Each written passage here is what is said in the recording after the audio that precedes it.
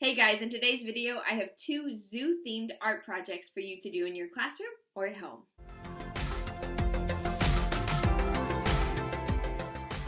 Our first art project today is a painting project, and the children will paint whatever they like, but they will use food that animals eat to do the painting. I used paper to make hay, and I used spinach that look like leaves that maybe a giraffe might eat.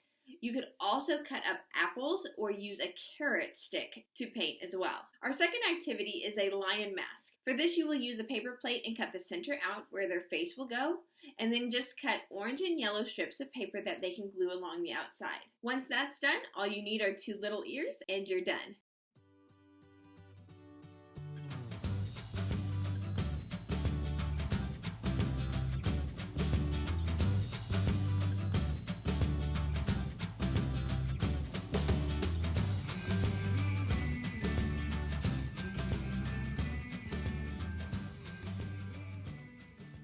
Thanks for watching, guys, and if you liked this video, don't forget to give it a like and subscribe to the channel, and I will see you next time. Bye.